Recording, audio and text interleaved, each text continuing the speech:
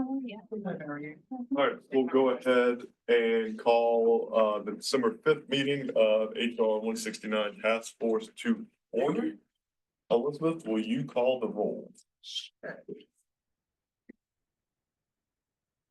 Carrie Robeson. Here. Cynthia Bryant. Dr. Jones. Dr. Hordbelsky. Here. Doucette. Here. Dr. Fountain. Here. Mr. Fleming. Here. Dr. Arbuthnot. Dr. Young. Dr. Labriere. Here. Dr. Singh. Present. Dr. Oder. Here. Ms. Baker. Here. Mr. Roche. Here. Dr. Rusev. Mr. Herbold. Here. Wait.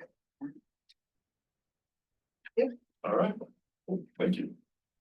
All right, next agenda item is approval of the minutes from the October meeting. So Elizabeth sent the minutes out to everybody was it earlier this week. Do I have a motion for minute approval? Right. Second. All right, second, there we go. All right, so next agenda item is discussion of report recommendations. So I sent all of you, I think this was right before Thanksgiving, a list of the recommendations that we had discussed as a group at the October meeting.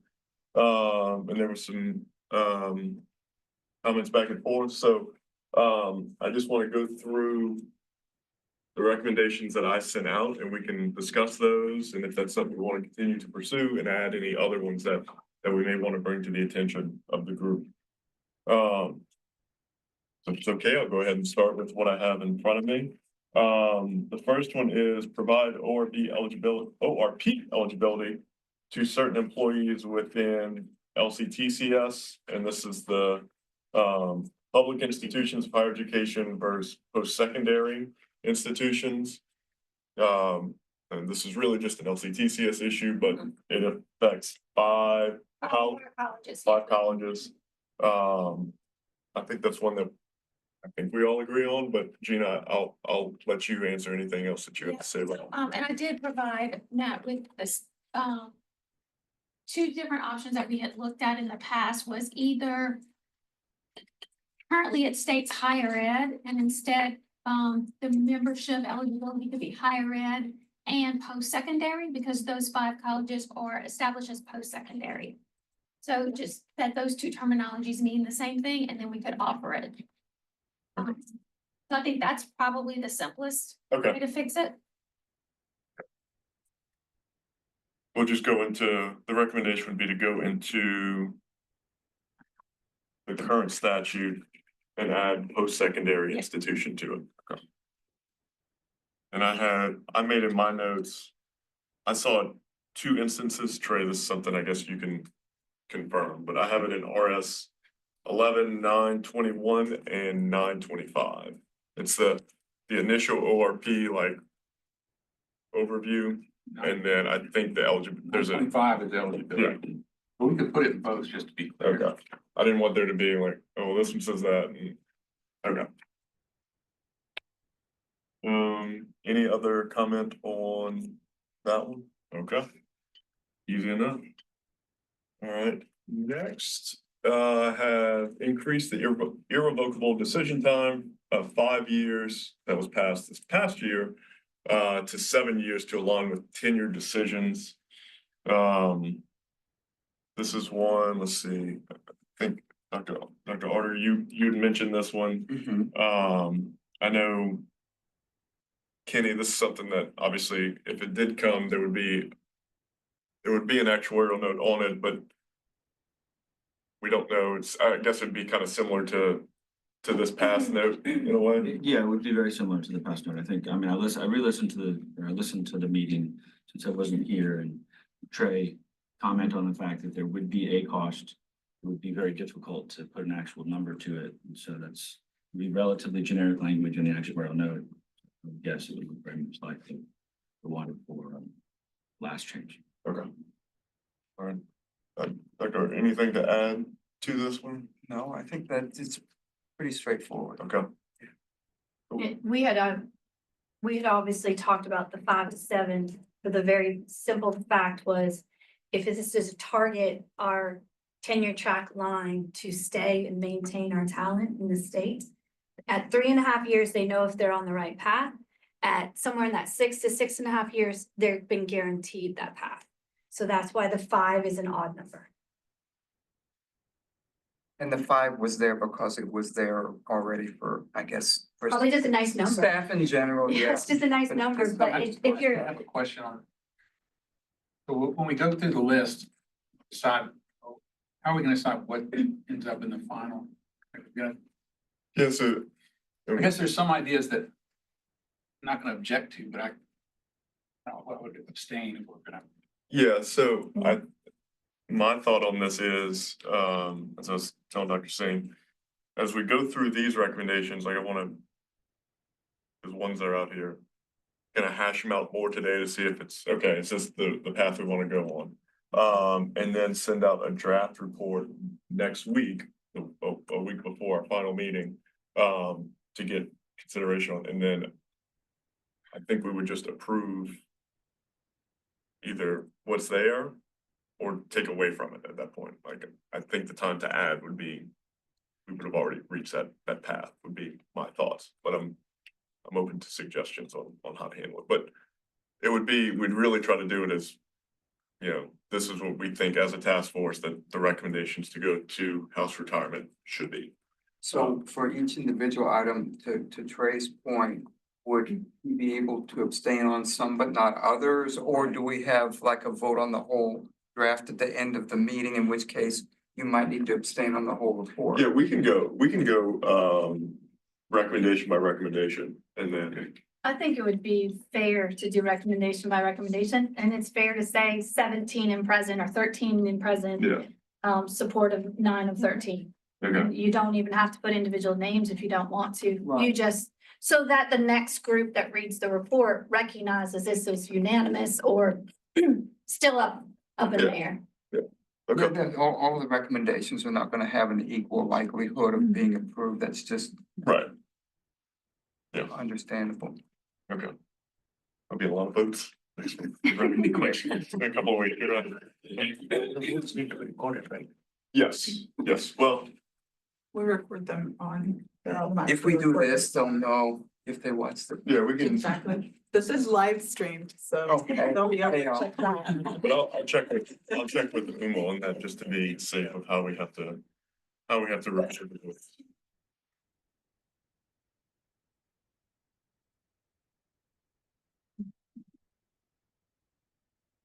Anything else for the 5 to 7 year increase? Okay. Alright. Next one, ORP membership participation in TRSL board, either through subcommittee, faculty, senate, or both. I know we had a lot of discussion about this one last time, so Dr. Singh, I'll let you, I know this is something that you brought up, so I'll let you kind of talk through what you're thinking on this. So I think it's a extremely valuable idea. And we had a brief discussion yesterday, Trey, me and Matt, on this issue. This was one of the issues we were discussing. And it seems that TRSL is receptive about this idea to have some sort of an ORP advisory board, which probably doesn't have any voting power, but will have a official comment period in the official meetings. Yeah. So things which I'm slightly worried about is how this advisory board will form and structure, at least for the first time, because it's extremely difficult to run an election as TRSL board does. So maybe you can tell how the TRSL board is formed from the regular members, and then we can try to mirror the ORP. So we have different districts throughout the state, then we have superintendent representative, we have higher ed representative and retirees. And we also have some ex officios. They serve 4-year terms. We use an election vendor based on whatever their constituency group is. We have vote, and then if necessary, we have a runoff, and whoever gets the most votes is on the board. Did you say that was a 4-year term? Yes. And you cycle like a third off at over, It's. Yeah, it's close to that. do something? Sometimes we have 3, sometimes 2, so but yeah, it's a cycle. Is it weighted in any sort of way, sort of a certain number of employees of the institutions make up a portion of the board as opposed to managers? Well, we have, not really, it's geographical areas. Yeah, So, it's really, the superintendents have their own group. School food service workers have their own group, and then higher ed has their own, and then everybody else, every other employee of the school board that happens to live in a geographic region, anybody is eligible to run, and I have a question, and I have been paying attention during all of the meetings, but we talk about TRSL, but sometimes we talk about it as the defined benefit plan, and sometimes we talk about the entity that oversees the defined benefit plan and the distribution of the ORP, right? Can TRSL, the entity that oversees everything, reach out to members who are on ORP as well as who are on the defined benefit plan for the voting? Is that possible? so ORP participants, because they're not members, they are not eligible to vote. So it's. I guess Phil is asking, But could you reach out to them for these other seats, for these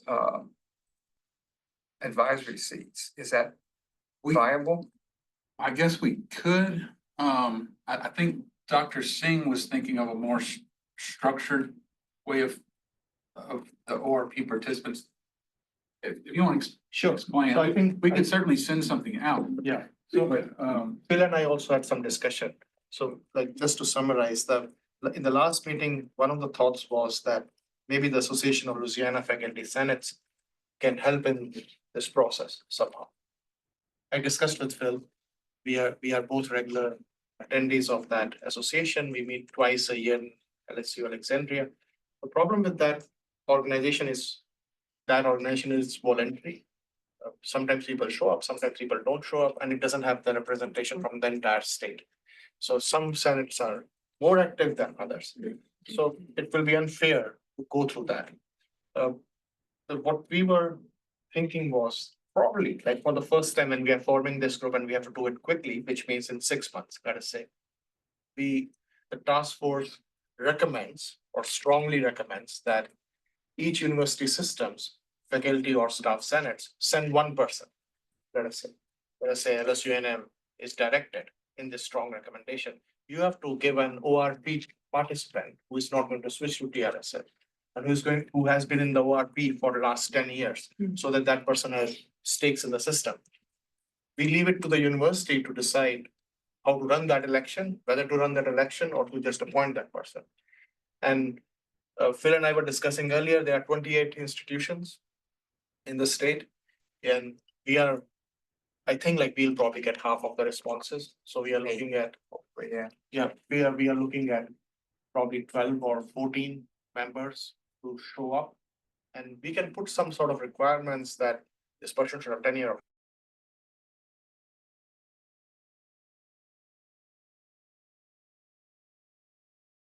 And if this informal group, and that person can speak up in these official meetings. This is one thought. Without running the election directly, like giving that responsibilities to the universities. But then the question comes, ORP participants who are not in the universities, who are not faculty or staff in universities, how will they be represented? So I think we need some help there, how to bring the entire cohort together. So And the idea that we were bouncing back and forth hypothetically on the extremes could result in nobody coming, but we wouldn't want to force anything. But alternatively, 28 people coming, which may like overwhelm the process. And I don't know if if we got to a certain point, if we would want to have some sort of cap. Make it no more than 10 people or something, I don't know. I want to add, I completely agree with everything they just said, except for I would make the cap at like 5. Well, yeah, Because the same kind of mentality that we took to find individuals like us to represent our systems. It's the same mentality, I think, go up to the presidents or the directors of the systems, 1 representative per, plus, like you're saying, the auxiliary or non-faculty side would be a 4th person, and if there's another category, would be a 5th person. I'm a believer in odd numbered committees, just in case you were actually voting.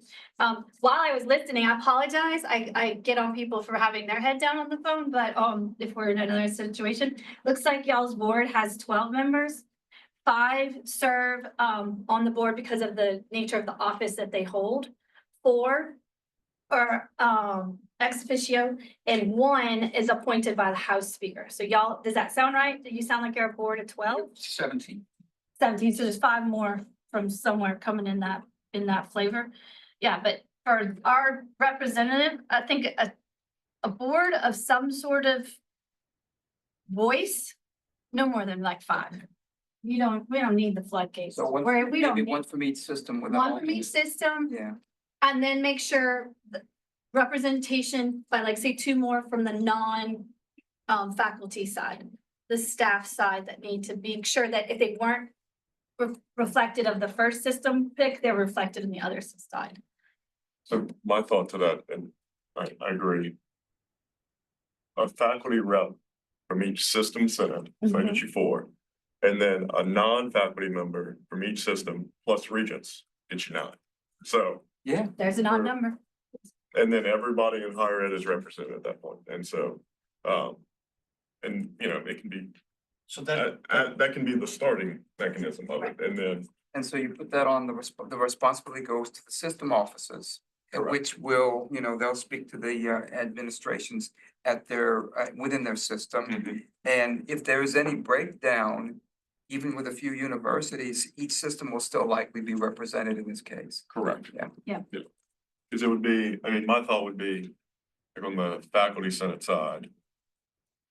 That system rep is talking to the faculty senates within the They will system. break it down. And so, there's some sort of communication occurring. And that they're bringing forth everybody. so that will cover all groups? Yeah. These 9? Yeah. Well, not necessarily, I'm in K-12. Yeah. It's a very small number. Oh, yeah, I that's don't know true. What the number is, but 300 or so. I think But we that's should a try- population that needs to be represented, It so does, it needs yeah. to be added. Yeah, K-12 systems are there? There's 69 school systems, but Yeah. then that's, I don't know, Regional charters, how they systems, yeah. participate, but. I think I said. yeah, you did. I was about to pull it up. Trying to talk through this already. Not about this issue, but just in general. That's true. Forgot about K-12 ORP. They're all people who started in college, but now being K-12. So this 9th person, which Matt, you were suggesting from Board of Regents, this will be the Board of Regent appointee, or will it be It the? could be. I mean, I guess it- 382 active. okay. I mean, it could be Regents just appoints a person that is within.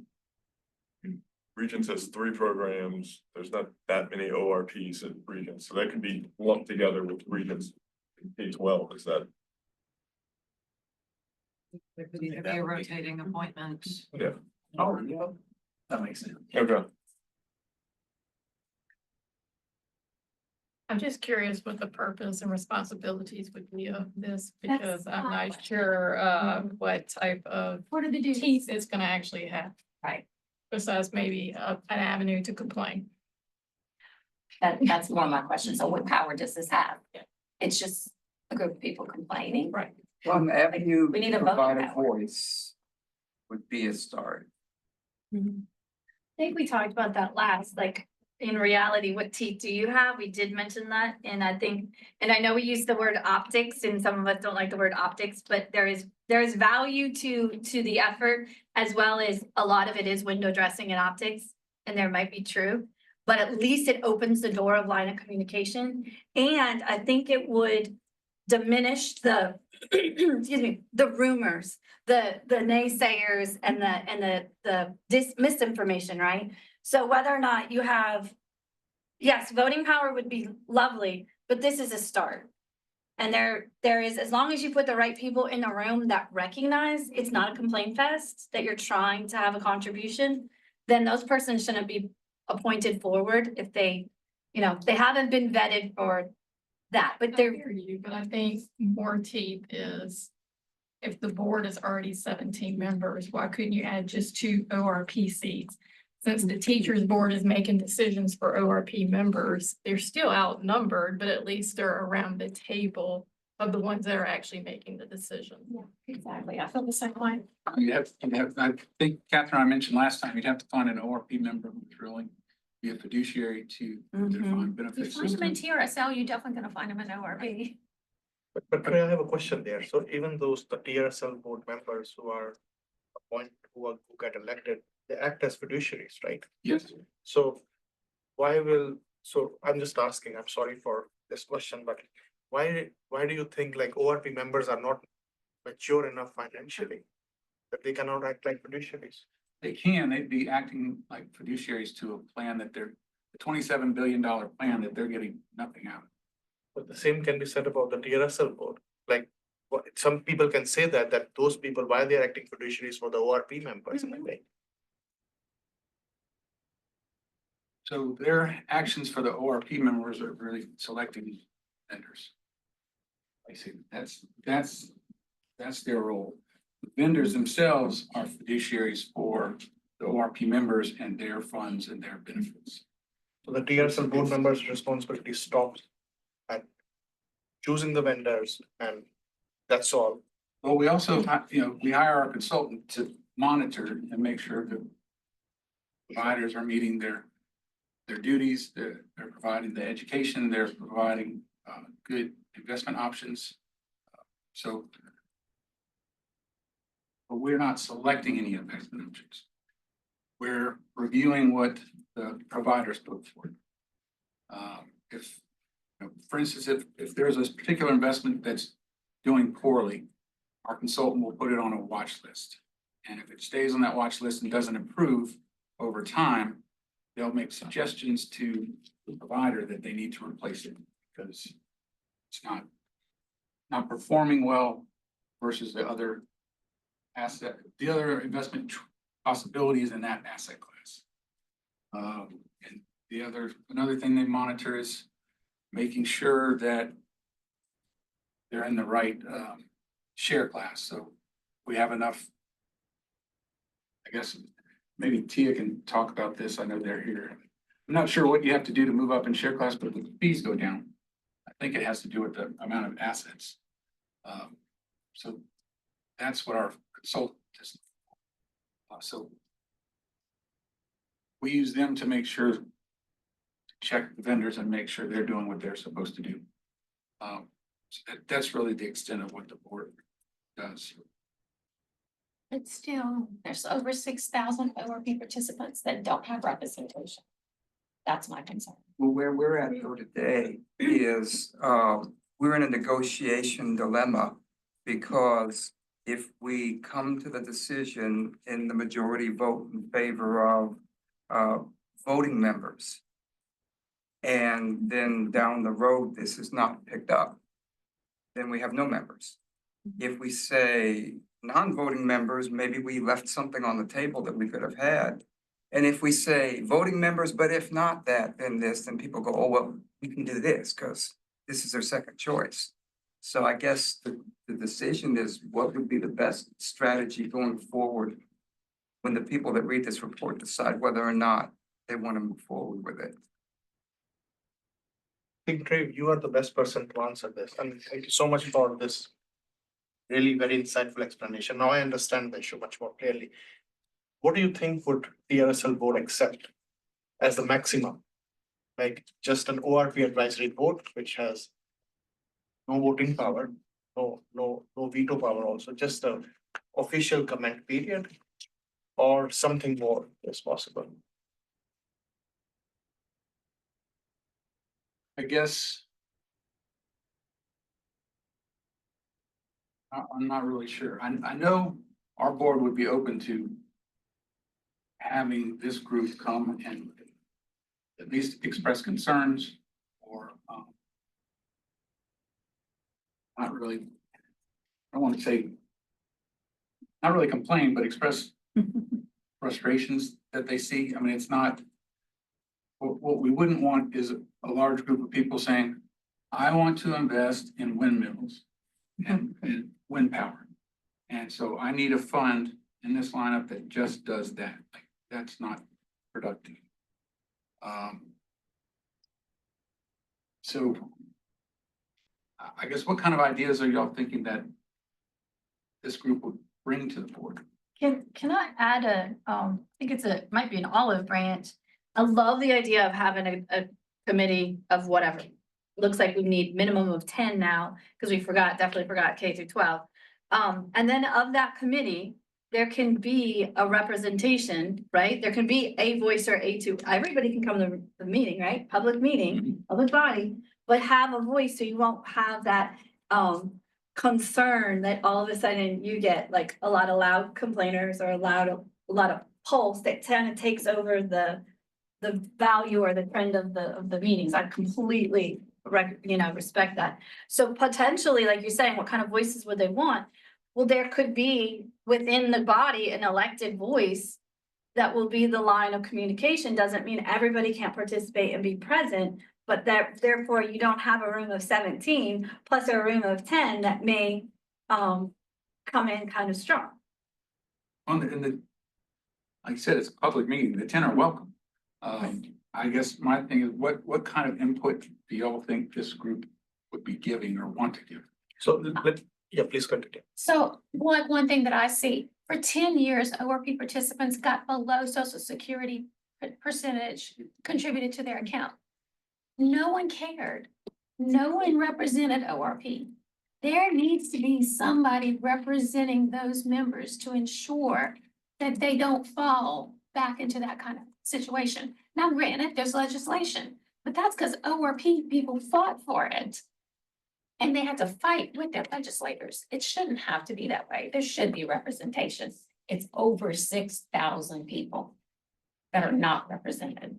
So I think this is for the first time probably, like when we have an active participation from the ORP members and TRSL has listened and the board is listening. So something like this, it will be like on a slow cooker now. Like we will have similar people probably who are enthusiastic, who have stakes in the system, who can point out some of the fault lines in the system.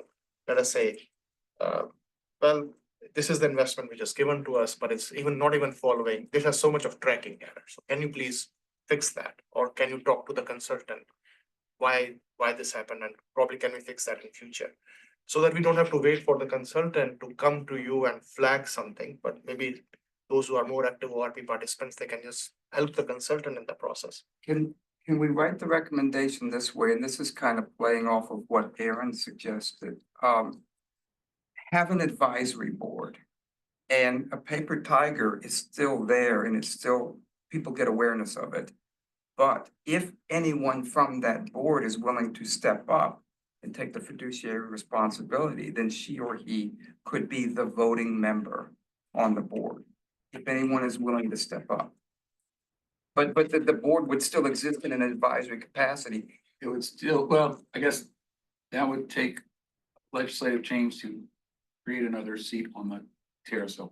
So there's that So aspect. But that can be a recommendation. let's split it into two recommendations. Yes. Let's do the advisory board that we're talking about that doesn't have a vote. And let's do a second recommendation that advisory board has a seat on the TRSL. That makes sense. And then that way we can at least get the advisory thing started. The other might take a little bit longer, but then we'd have both still out there. Yeah.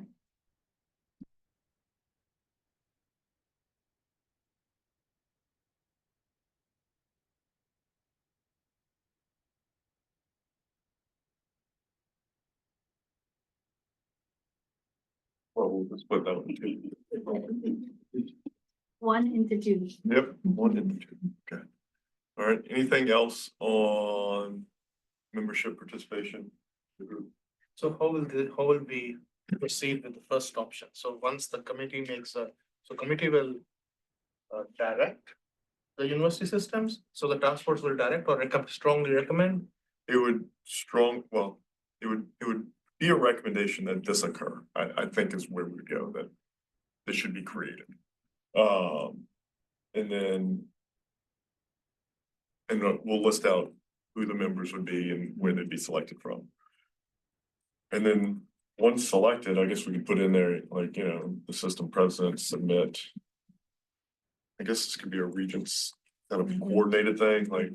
submit to the- Just like we did. for Yeah, this. just Yeah, for the. like this.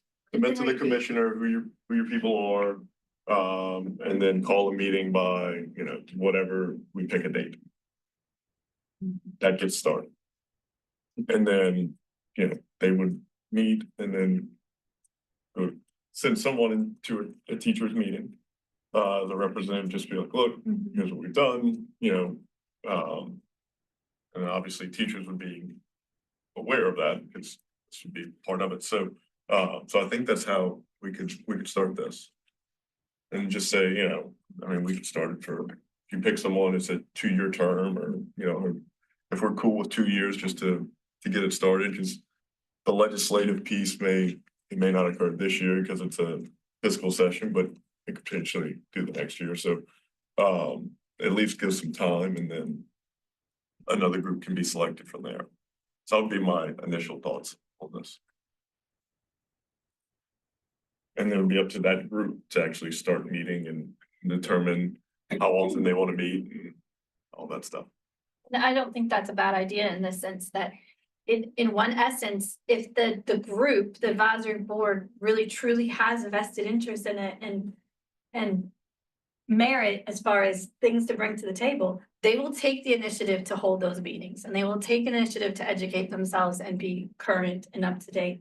So therefore, if we don't get the invite to the table, and when they do get the invite for the table, they'll be ready and prepared. If it falls to the wayside, then you're right about complaining about windmills. I guess, how specific do you want to be on how, let's say some ORP gets a board member. How is that person going to be elected? Would it be, I mean, my thought would be it's elected just like the representative for colleges and universities it'd be through the ORP membership at that point. Yeah. That would be my recommendation. fine, I just know Dr. Singh's, one of his concerns is you don't want a new ORP person. If you open it up to everybody and a new person wins, that's your representative. Do you have limits for the TRSL people? Do they have to have so much time in the system before they can get elected? I should know the answer. I mean, it's not like a body, if that's what the people want, then that's what the people want. See, But that's the thing. Could there be certain, you know, restrictions, like you're only eligible if you have 10 years in or what have you, but then everybody. I guess I'm thinking more, you want somebody that had at least 7, so you know they're not switching. Yeah. Because you don't. Yeah. Right. Right. Well, I think like this time period was only to make sure that the person is not going to switch.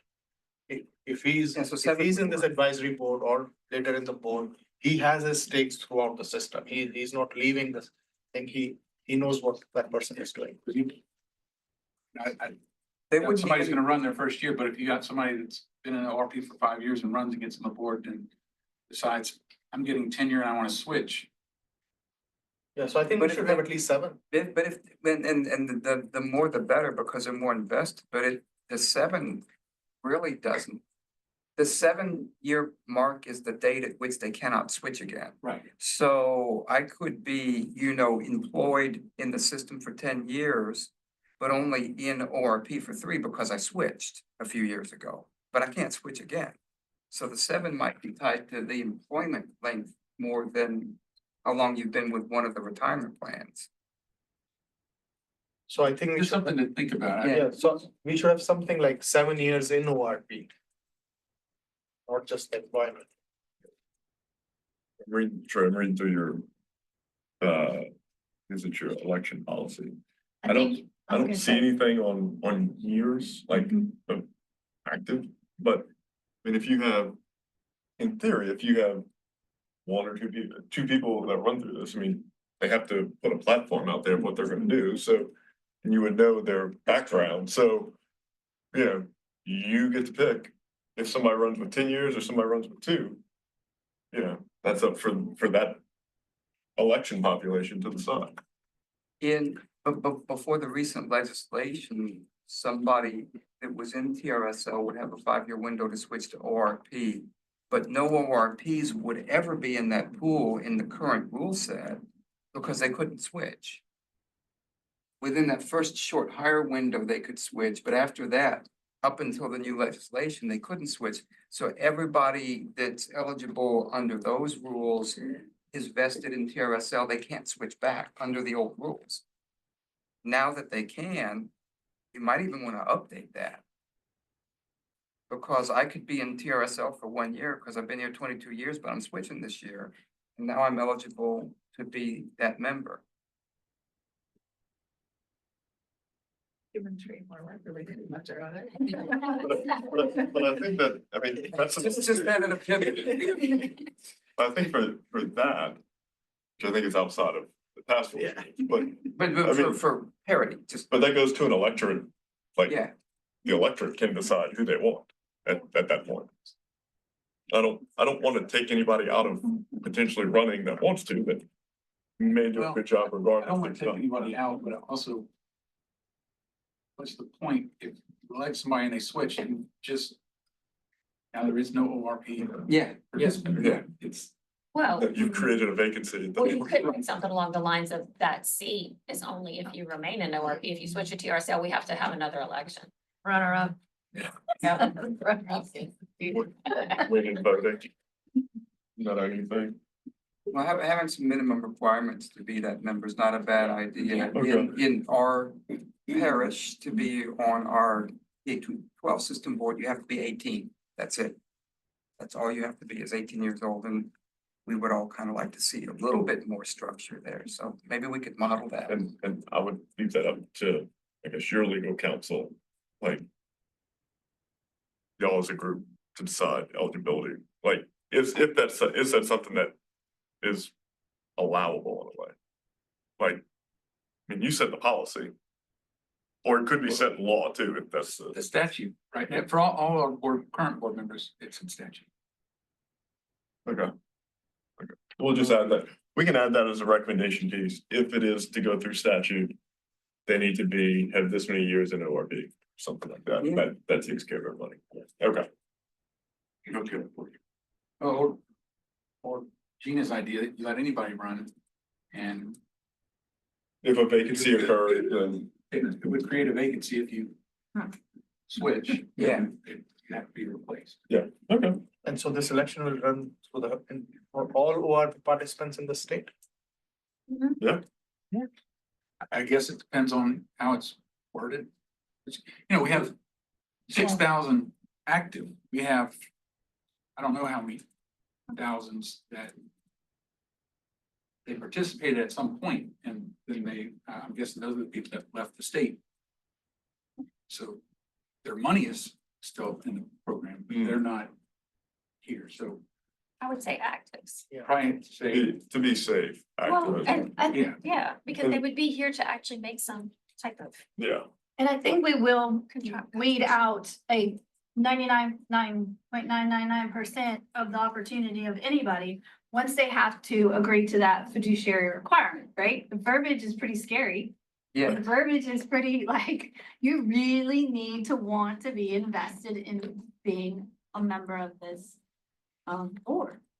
You know, I'm looking at the pretty little picture of, you know, you want to learn more at the bottom of the website here.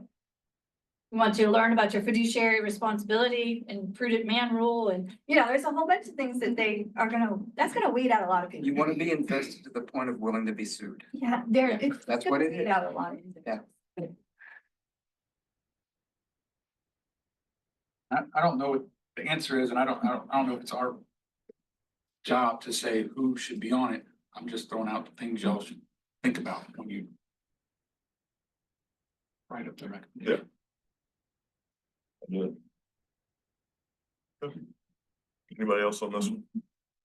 I figured this would lead to the most discussion.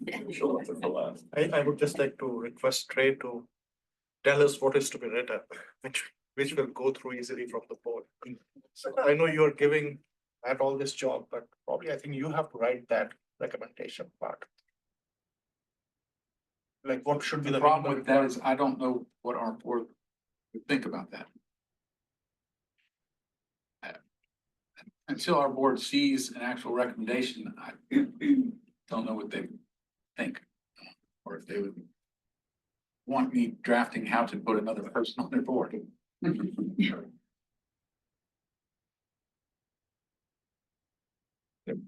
We can, We have the current rules and standards that they're using for TRSL members. We can yeah, model that. I think we just follow that for now. We can throw that in the chat GPT and say rewrite it for an ORP rep. It's really, if you did it the same, there's. I think the statute provides for what creates a vacancy. You just add a person and add that if they switch, if the elected more person switches, that creates a vacancy. Yeah. In that position. Yeah. Yep.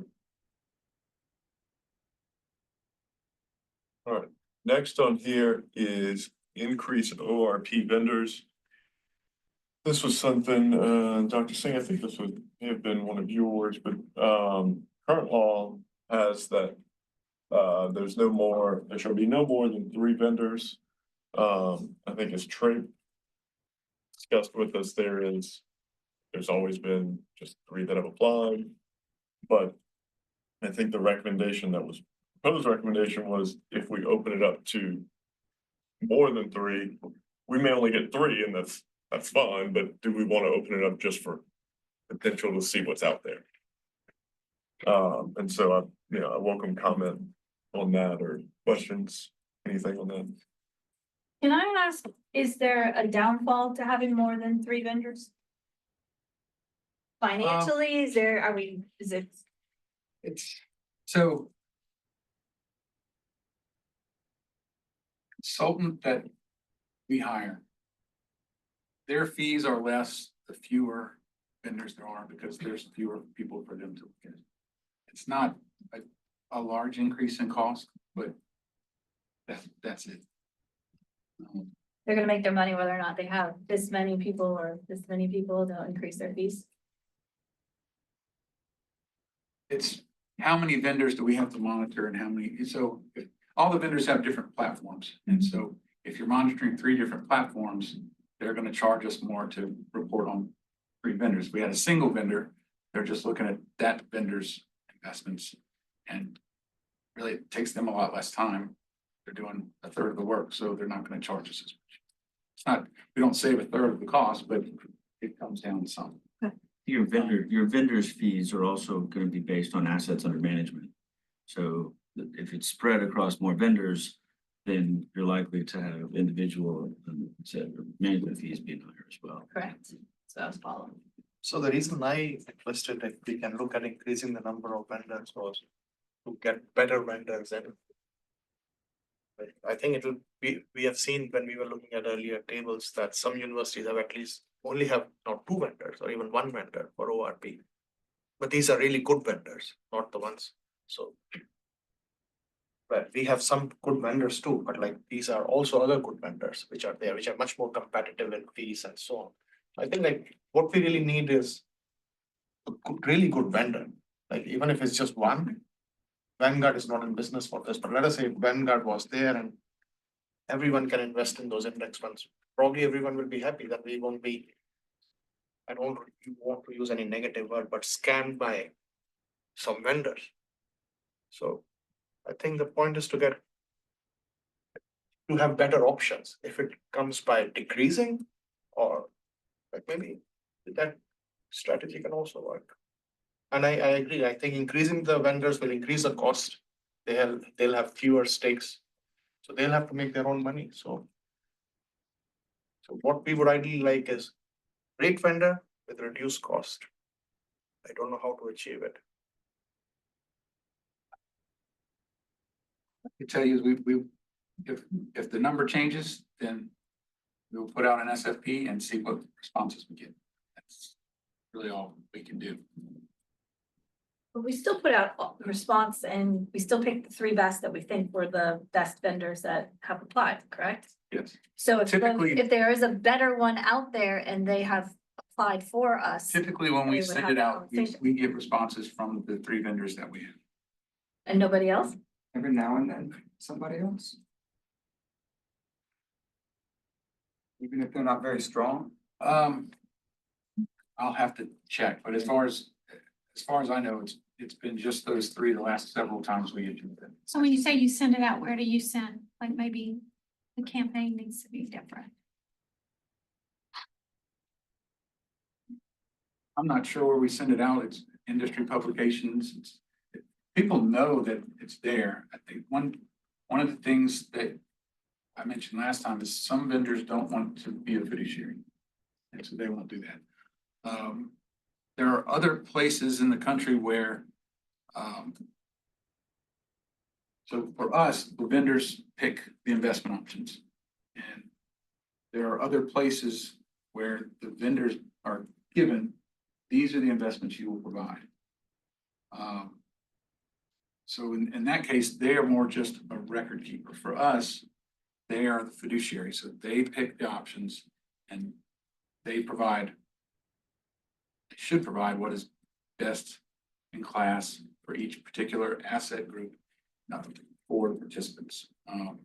So it's, a lot of them like just being the bookkeeper. So if we had a different system, we picked the investment option, they would really be a record keeper and they're not a fiduciary. But we feel that it's better, it's in the interest of our participants, if the person they're investing with has a fiduciary duty to them. So that limits, in some instances, who wants to bid on becoming a vendor. So can TRSL make an effort? Because I think next year we are going to have a new cycle, right, for the vendors. I'm not sure. It's the next year or 2. There will be one. Okay, so I was thinking like if TRSL can make an effort to reach out to some more vendors.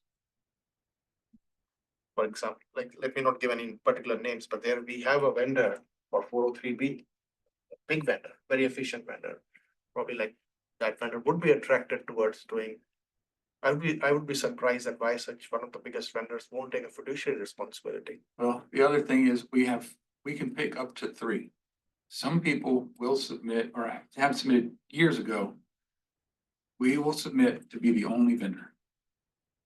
It will not participate unless they get the whole thing. Yeah. So that's another reason why we've historically, we can pick up to 3 and we've always picked 3. I don't know how long ago it was, but I know way in the past, someone submitted, if we're the only vendor, here's our proposal. If we're not the only vendor, we're not interested.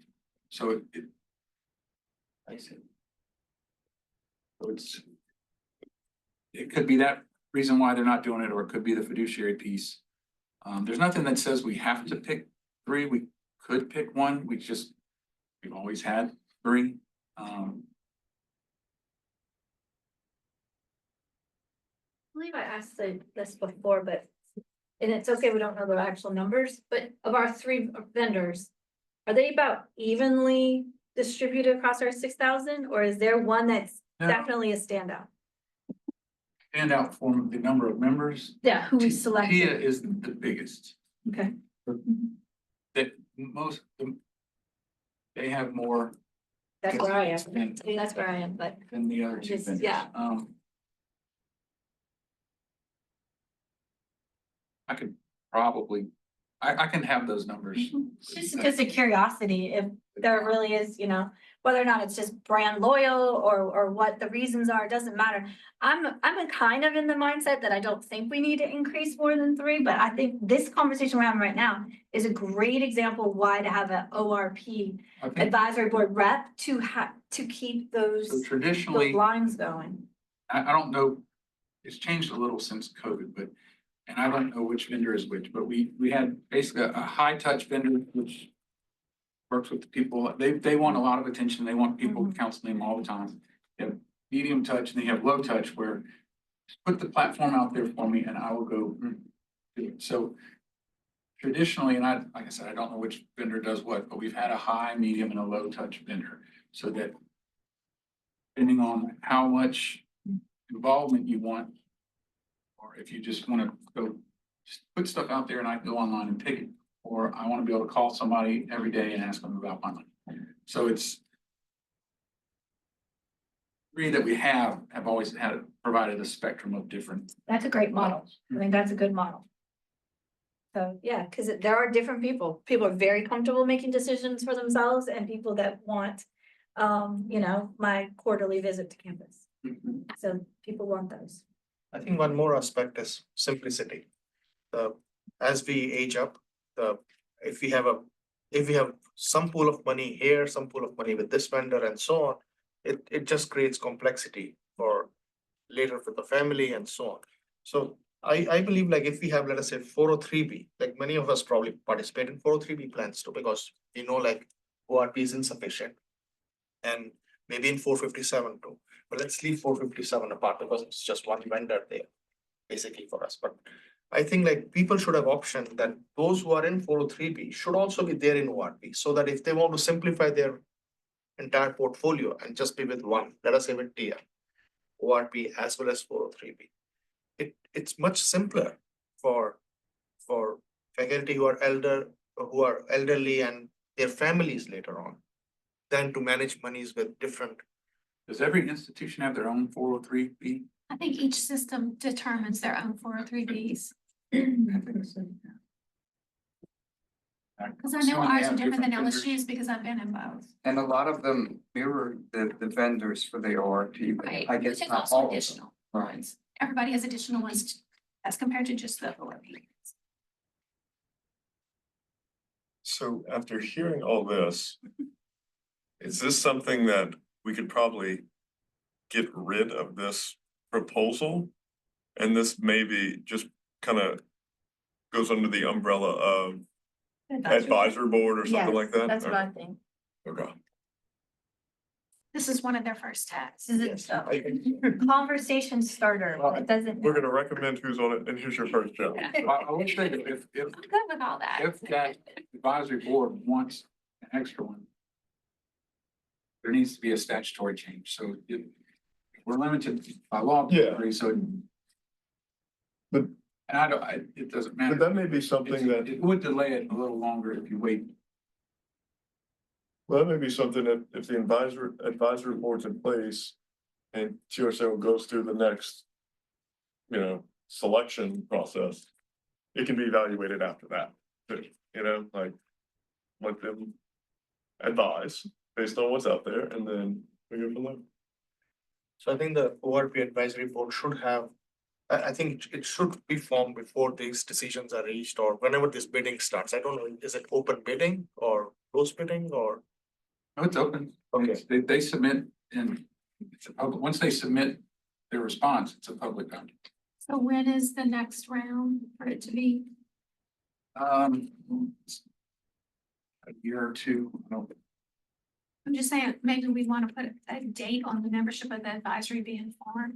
I think that should So be, that we are in place before that's done. Okay. we were discussing it a bit earlier and I think the idea was to wait till June, end of June next year, so that we know who is going to be in ORP versus not. Yeah. So maybe in July, we can give the deadline as end of July, this advisory board must form. And so that from the fall of 2025, they are in action. Right. Something like that. Yeah, I wouldn't give like a hard date, some kind of, That would you be, can never make. that would be plenty of time. No. Like That would be in I- place before the. Okay. SOP for vendors. All right, let's see, anything else on that one? So Matt, so would we say something like that when we talk about, so we are going to merge this into the task of the advisory board? Is that the kind of idea? We'll put as, I guess, a responsibility of the advisory board to we will mention this in the task Yeah. force document that what an example of the responsibility of the advisory board can be to make recommendations on how to improve the, well, not to improve the vendors, but like how to have better Selection. opportunities for vendors. and Yeah, so on. the selection process or something like that. Okay. All right, moving on to the next one, increase information provided to ORP membership. Carrie, I'm gonna pass this along to you because I think this was something that you had mentioned at the last one. So, And this really came out of a sense that ORP members are set aside and not, we do not, are not engaged in the same way that members of TRSL and lasers are in the decision-making in any changes that are coming out from, say, the TRSL board makes vendor selections for the ORP. Our ORP members are not necessarily notified that that's happening or the outcomes of that. There's never any change. So, you know, in a sense, that would be information that would not be usable, but having some kind of regular communication to the ORP membership as a class would be very helpful to the members in understanding what their options are, what is happening within the ORP retirement pool in Louisiana, and making decisions accordingly. For example, just hearing the discussion of 403Bs, or does the state, do we have access to that, state employees? You have a 457. well, Through our actually, system, we have. Regents has access to both. Well, I'm sorry, Regents is 403B, but if you were in a state agency at 457. So Regents is a 403B. That's something that as a member of the ORP, I've never been notified of, or it's never been discussed with me. That wouldn't be something that we would even know about. That's your institution. Yeah, that's an employer offering. That's it. Right. But you would know about the availability of such plans and communication can say contact your for information. Actually, we don't know what plans people have. I mean, we know that our employees can do the 457. I don't know what different school boards offer different things. I read Each higher ed system. offers something different. And this may be something that's unique to me as a, you know, as an oddball, because I don't have an institution that has a large number of participants in an ORP. So there is no information coming my way, at least. Sort of from my standpoint, it just feels like, you know, TRSL, you have a login, you know, there's all this stuff, and your ORP, I mean, you sign up for it, and then, I mean, you know, you talk to your vendor, of course, and that's who you kind of primarily go through. But even if you had information coming out that talked about, okay, you should be thinking about these things as an ORP member, and I know that's not really the TRSL's side, but if you had a group looking at that, maybe just, you know, things to think about the ORP plan. I don't know, but I do know what you mean. You feel a bit of a stepchild because you don't have your login, you don't have, and I know why, but it's. Right, you don't get your newsletter. I don't know the And- answer to And it, even but- with we can't participate in the TRSL board because we're not members. But you're still managing the ORPs, but we don't have any status. And that goes back to what I was saying a long time ago regarding the optics, is that we, no matter who you are individually, we're still contributing to the overseer, you know, seeing of the broad branch. Financially, we're still contributing, but we don't have a direct login or conversation the same way, but we're still paying for the, you know, the personnel and the management services for so. I think that kind of goes back to always the root of the conversation. I just don't know I don't know how much information we would have to give out. Well, I would, and I don't, tell me if I'm going in the wrong direction, because I don't know exactly if that's what you're thinking. But I know like you get the TRSL newsletters and it's like early career, mid-career, late career, here's some training. So something along the same kind of lines of, hey, you're an ORP participant, here's some things you should consider. And maybe even suggest early career, mid-career, and late career activities that they need to be doing. I think from our standpoint, that's the vendor's job. You guys do get an administrative fee, so why can't you do that piece of it? I don't think we have the expertise to tell people what, so for the bond Give benefit the payments, advice. I'm like we saying can- make your appointments. See what I'm saying? Like giving people the opportunity to say, hey, go and make your appointments, your early career. Here's a couple of things to consider. You could have the vendors even tell you what to put out there, or put all the vendor information, contact information out there and say, early career, mid career, late career. And part of it is in the same way that it is with TRSL and lasers, is just flagging for employees that this is part of your package and you should be thinking. If you are not proactive about your retirement plan, if it just sits because you're not anywhere close to retirement and you're not thinking about these things, that helps tweak in your mind that you need to be paying attention to these things. And you need to be considering what stage of your career you're in, how much money you need at retirement, the just basic information. Very few words would need to be changed. yeah, I think from our standpoint, that's what the vendor is there.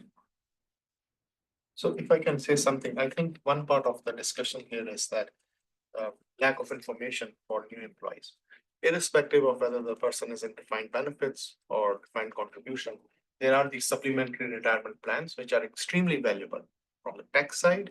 And also, like, if people start investing early, they can really cover up a lot of the gaps which we have seen compared to other states. I think the messaging is relevant for both TRSL as well as ORP participants.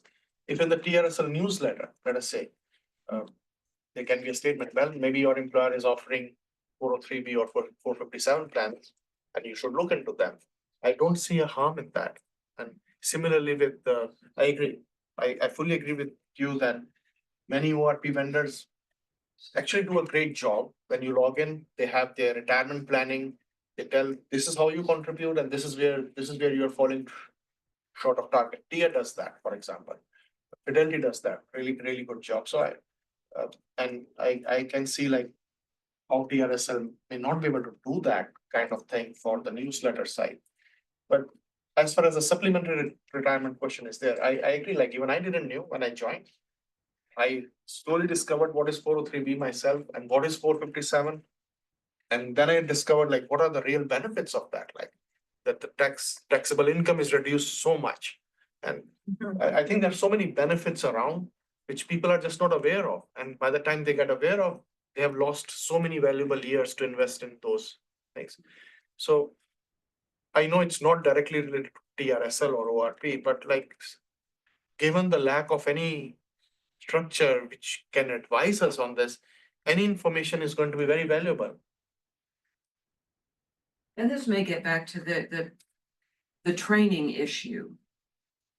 The idea that this shouldn't be a decision made in a vacuum, but there should be training for participants around what these decisions mean for the participants.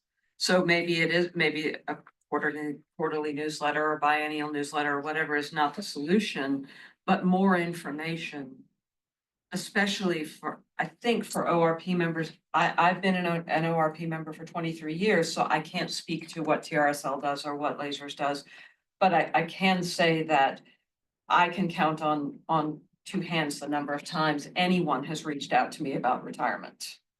Right, and it's a slippery slope to make the assumptions that the vendors are doing these same services when we have those three categories of the hand-holding vendors, the medium vendors, and the you want to be self-directed vendors.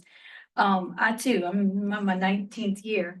So that goes back to just that idea of, yeah, it's not your job to hold hands and teach you how to, reach out to your campus's HR because you should be doing XYZ.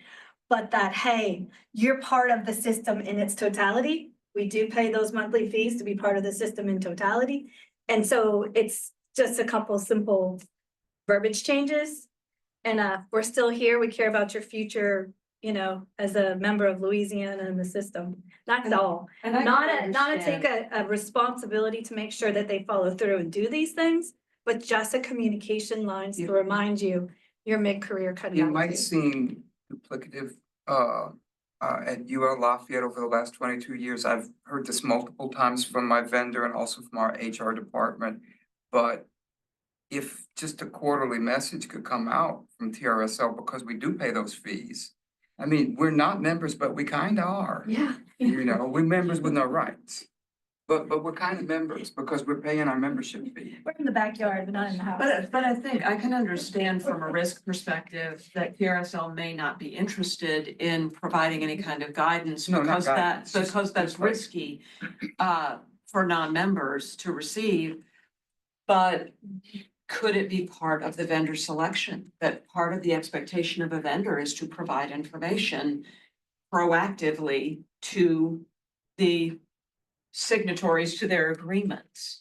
So as the board is considering the selection of those vendors, one of the expectations that can be outlined is that the vendor for all of the members who sign as members of that ORP, they have to receive a minimum amount of information proactively on an annual basis. That should be easy for even the lowest touch vendor, which is the one that I think I'm with, the one that I prefer, because I don't love salespeople. But automated emails, you know, from the vendor periodically would cover it. And if we don't read them, that's on us. Exactly. I mean, they are running a business too. They want our money, so they do want our contributions, so. Could this be something that the advisory board could tell us?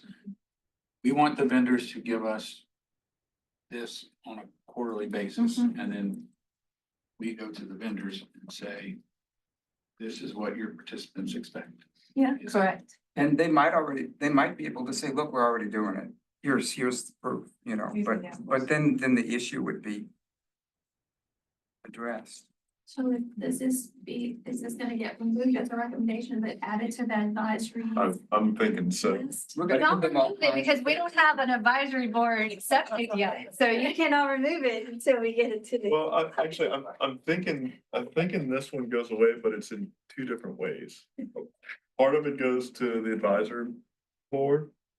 And then another part of it goes to the training, On the one below? yeah. Yeah, Yeah, which is that fine. makes sense. Put it in the training, don't put it in the training. I think it's also relevant for the TRSL participants, like part of it, right? Supplementary retirement is for everyone. And even TRSL participants, even though they are slightly ahead of ORP, the way the TRSL is efficiency is structured, they also would like to be in 403 or 457. But many are still not aware of that, No, the benefits. I'll make this coming trade, you can trade it. I don't think that's a TRSL responsibility for what's available in 403 or 457. Like, that's an employer responsibility to communicate, not TRSL. Right, But- it really has nothing to do with TRSL. Like, that's a, No, it doesn't have to, but like, Right. given that we have such a poor ranking amongst all the states in both defined benefits and defined contributions, I think states should make an effort to give information, maybe not TRSL, but some agency in the state should give that information. Well, okay, we can't do this, but at least you can look into this. I thought that was appealing. and I don't know if that falls within the charge of our responsibilities here, because this is ORP related, so. I agree with it, but I think that's outside of our parameters. And I think from our standpoint, the person who has the information is the employer. It's not information that we have.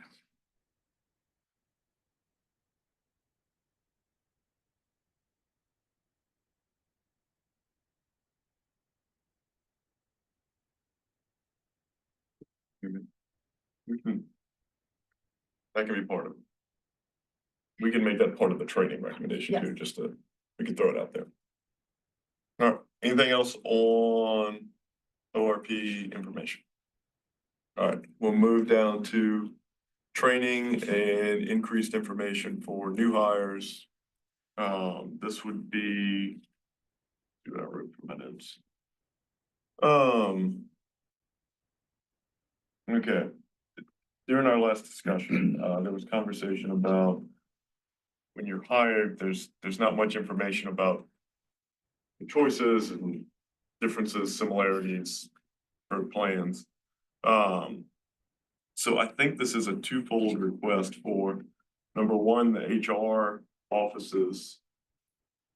To be trained on it, to have some type of pros and cons for each, or just. To be more informed about it, and then for newly hired faculty or unclassified staff. That they have a video or something to watch that is put out that says, here's your DP choice, here's your ORP choice. Here's what you get here's your options as an employee. And then obviously we'll add something now about. Into that about just ORP membership information as well. Is there anything that we need to add to that or that needs further discussion?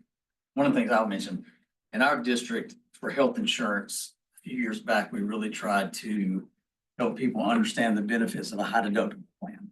Because so many of our teachers we saw, they grew up with this point of service copay plan, and that's just what people signed up for. And while that may be the best for your situation, you can't, again, like y'all can't tell us what's the best, route. But we partnered, our company did this thing with this thing called Jellyvision, whatever. But it's kind of like the old, you don't know Jack kind of thing. If y'all remember that, y'all, those of y'all my age. So, it was it wasn't just this dry video, somebody talking to you. It was an interactive, you would put in information, you would do things. When I came to LSU, that could have really helped me. I had people in my office saying, man, you need to do ORP because you don't know how long you're gonna be here. You can build your own well, do all these things. And I really wasn't thinking, 30 years down the road. So I went that route. And I think maybe if I had, and of course you can't force someone necessarily to do that, but you provide something that can really help them play scenarios and look at the options. And I just think it could be beneficial. It was really just put on the table and I had to make a decision, and it is my responsibility. And I wish I, maybe would have looked into it a little bit differently when we started, but I can see the value in not just a video of somebody sitting there dryly talking about it, but maybe something that's interactive that helps you interact with your current situation. I completely agree, and I know I'd said something about HR before. That something that is a video or something that is repeatable and interactive, and you take it home, you do it, at home in your laptop or whatever, versus, and there's such high turnover in HR, so you never know, which flavor of, well, here's your sheets and here's your 60 days to choose kind of thing.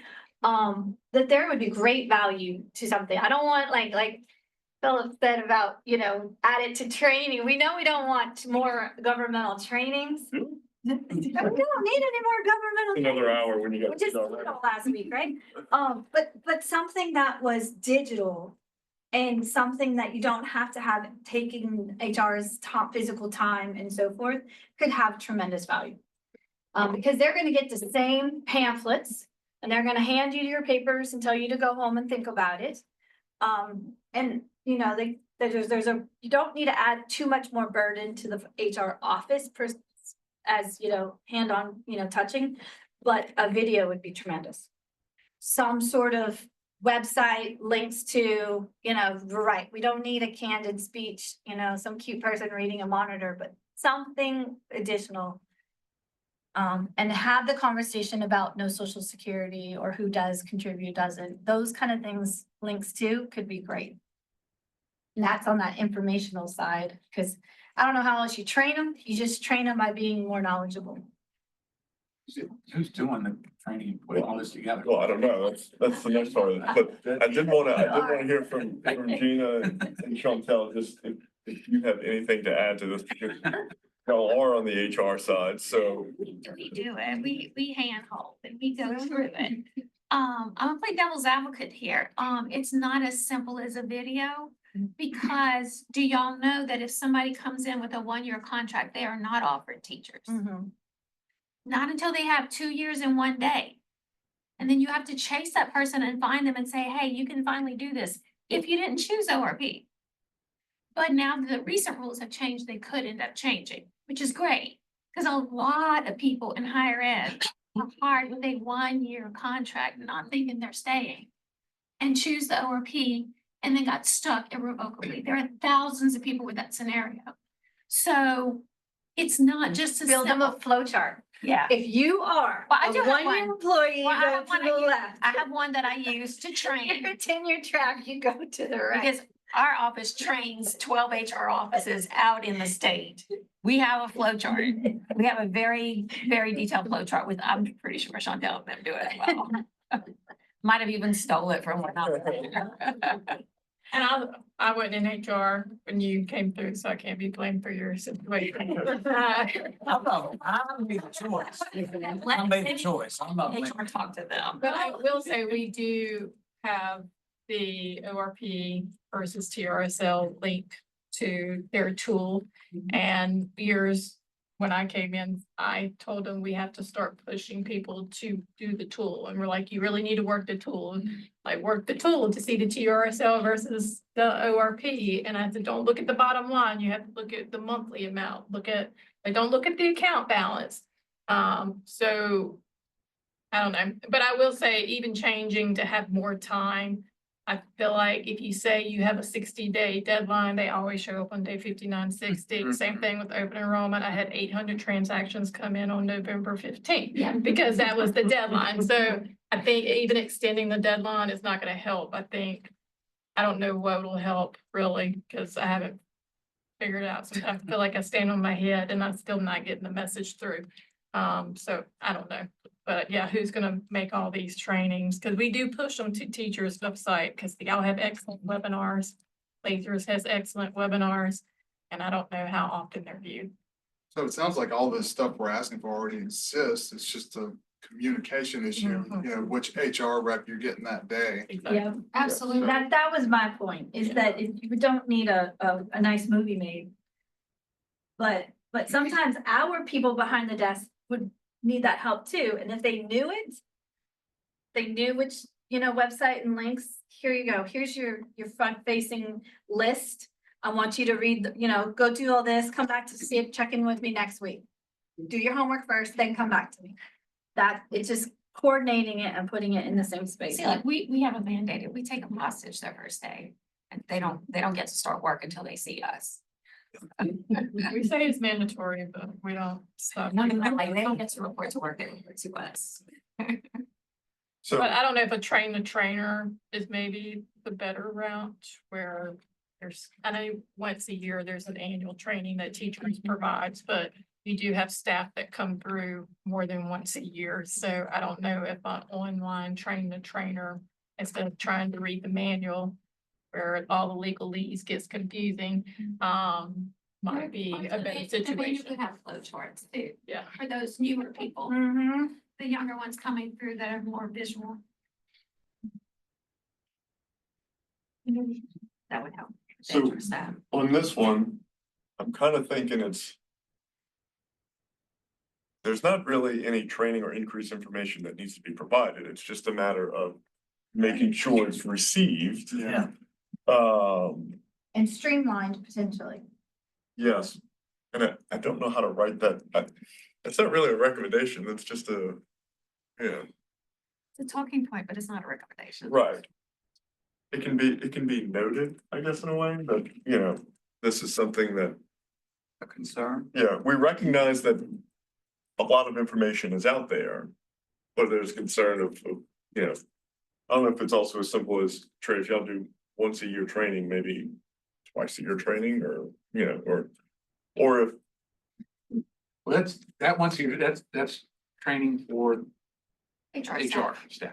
Well, and that's Yeah. what we're thinking is like maybe the HR staff need more training in order to better communicate the messaging of the choices.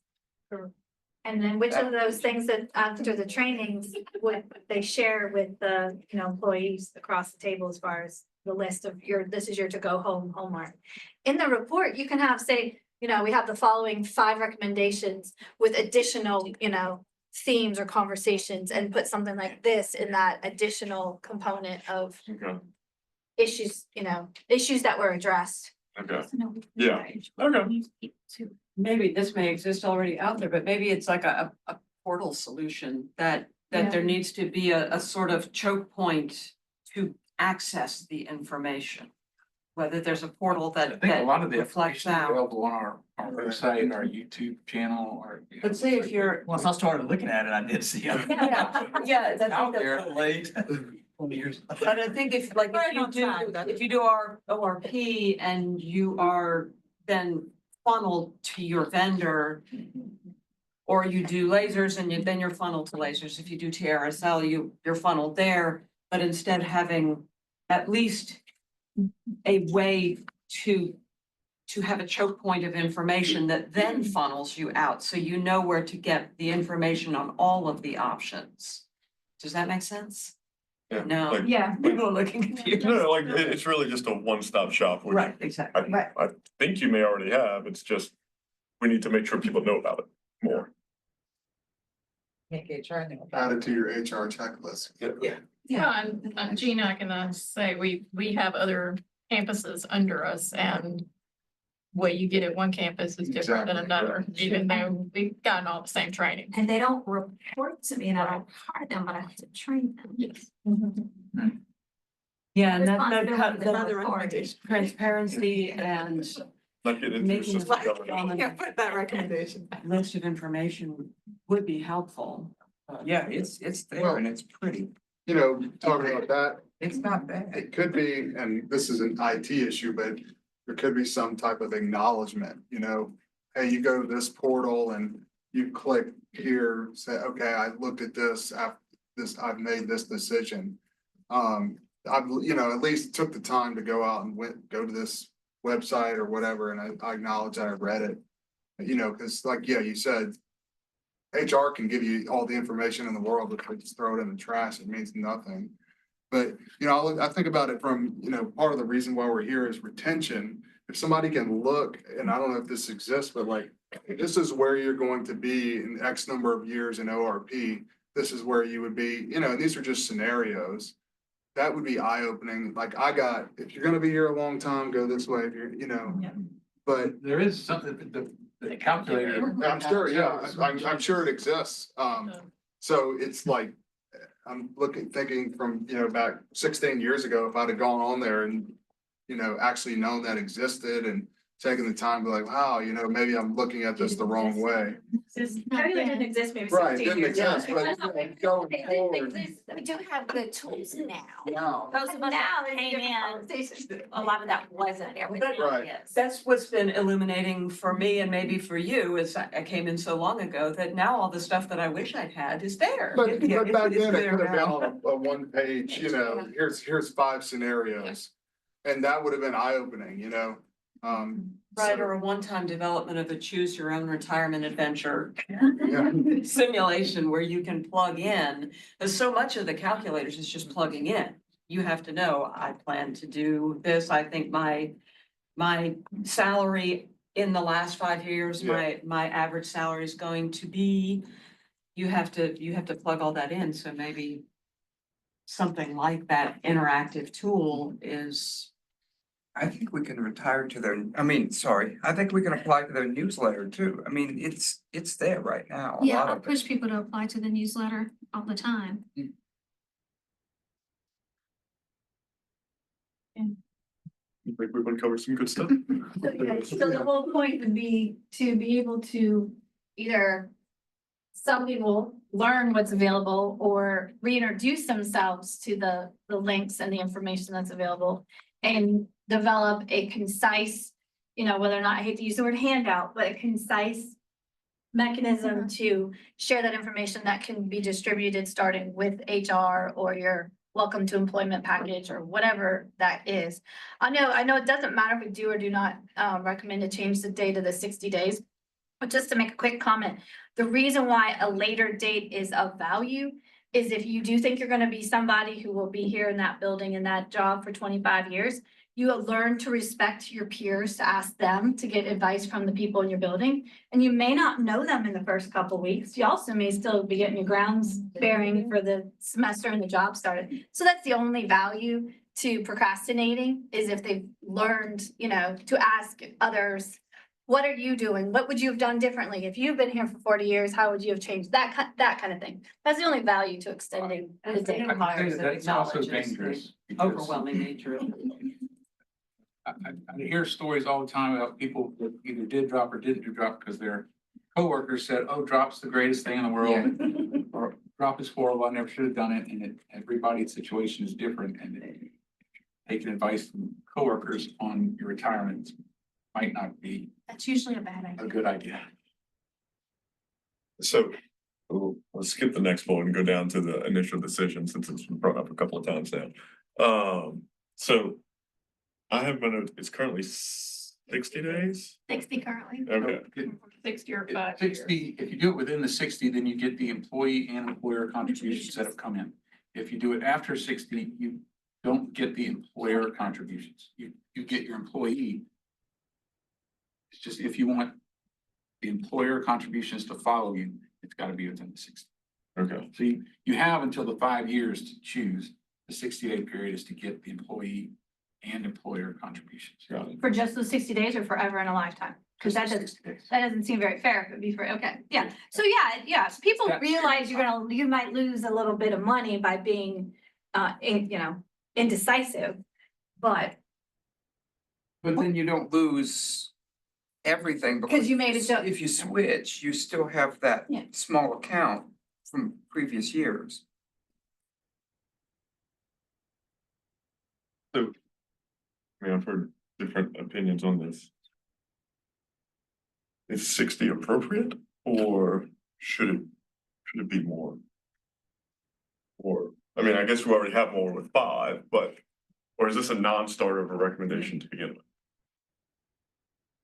I say it's a non-starter, because with the 60, Trey also was pointing, out about there's risk. The other risk is that you've lost investment and all this other stuff as well. So there's a lot to it. So the 60-day window, I think, is as far as you can push it. And then, especially now that you have the 5-year window, that kind of defeats the purpose of needing the 60. There'd be a huge cost attached to moving it even another 30 days, wouldn't there? If it were to allow them to take the employer contribution as well, It would got a huge cost. It would be a cost to the system. Yeah. That we'd be paying. We'd be turning over employer contributions that we're not currently turning over. So, I mean, it doesn't matter to me. I just think and that. is this more of a just delete it and? Yeah. No, okay, Yes. cool. All right. Easy enough. All right. Can I ask, who made this recommendation? Maybe that person is not present. I think it just came up in a discussion. I don't know if anybody. I don't remember anybody specifically making it. It was just a discussion item of timing. I know it was a question of why. Right. Yeah. And I just had as my notes, it was brought up. I put it as a recommendation on there. So, but that's easy enough. Okay. Going back above that, increase employer contributions to ORP accounts.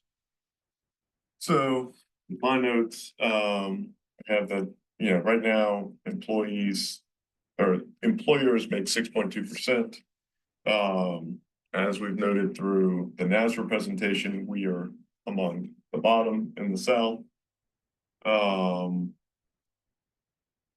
But now with the special session that's just concluded, there's a potential if the voters so choose, and the money the trust funds are eliminated and the money applied to the UAL, employer rates will go down, and there's a projected savings for, depending on what the legislature decides to do, a savings to employers. So with that, I think what would be in here, the recommendation would be that employers, if they are able to maintain a savings or the dollars from the savings, could use it to increase that contribution rate. Which I believe we discussed last time that that's already allowed by law, that you can So increase more, you can add more. the board would have to pass a resolution. And so if you wanted to increase the contribution rate for fiscal year 26, board would have to pass a resolution, and we have to receive the resolution by June 1st. So if we got a resolution from any system on June 1st that said we're increasing it by a percentage, then that system's new rate starting July 1st of 25 would be 7.2. Now, we all know some systems have more money than other systems. So my thought is it would be nice if the state in a whole increases the floor to at least the employee match. And then once you have that, at least everybody's on the same playing field. Because the UAL has been coming down, so there should be some pennies somewheres under some cushion somewheres to increase the employer contribution. And at least get to where we're matching some of our other SEC peers. It's just my thought. So I'll put on my prior cap on that one. So yes, the rate has been going down. However, in this past session, the savings achieved by that was not retained. So there was $30 million in savings that went elsewhere in state government. So, But if in legislation, we have that it can't be less than 6.2, if legislation is then moved to say you should match the employee, so it goes to 8, then hopefully they also, when they cover the mandated cost, they would give the institutions the mandated cost for the 8%. yeah, Amen. We really appreciate your positivity. I agree. Don't hold out a lot of hope. That should not always occur. Yes. I will say that both Matthew and I did make that exact suggestion multiple times. It was actually part of the region's budget request too. Yeah. So, not the 8%, but at least retain savings. So, So I have a question. yeah, So it go for it. is it like, do you foresee that even if this happens where there is a 73 million estimated savings and nothing trickles down to ORP, like the institutions will just keep it to themselves and Well, No, it goes to the general fund. well, there's a, So yes, they keep it for themselves. Okay. this is a flow chart in itself, but so if the voters approve the constitutional amendment to liquidate the trust funds and pay the UAL, the teachers, the estimate is $73 million in savings to higher education. That's essentially state general fund, which has to be appropriated by the legislature. So it's up to the legislature to decide, does higher ed keep the 73, or do we use that? Well, it's the Division of Administration creating the budget for the governor and the legislature to decide what they want to do with it. So there's a potential that the recommendation, I think it could be 2 recommendations at this point, under the umbrella of increase in contribution rates. One would be, request that any savings from a UAL payment remain in higher education, and institutions use a portion of that money to increase the employer contribution rate.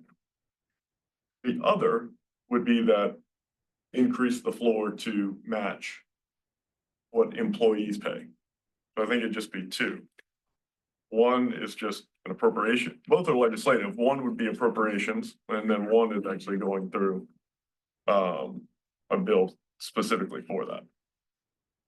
Say yes to both of those. Okay. Whatever we have to do to get it done, I'm. Okay. All right. Anything else on this? Kenny, would there be anything for you actuarially on that?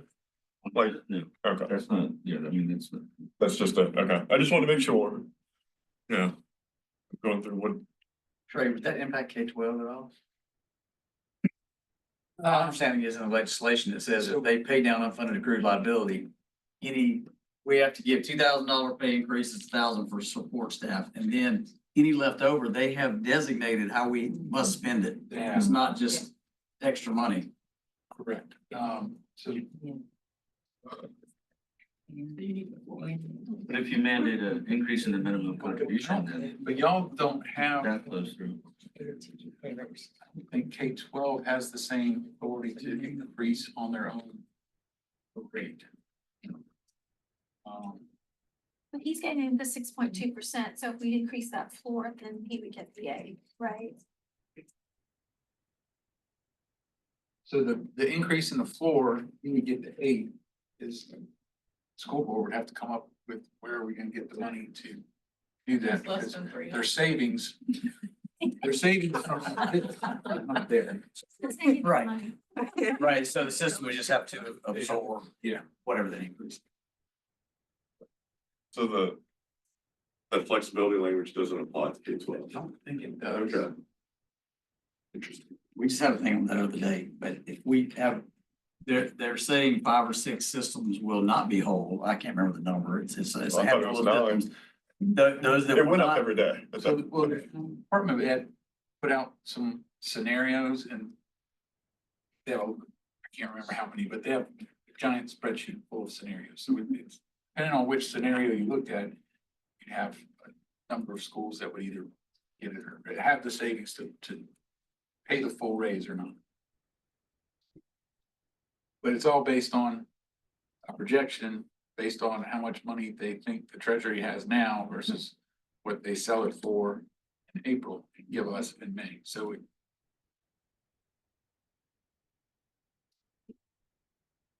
the savings will be a certain percentage of whatever their fiscal year 26 payroll happens to be.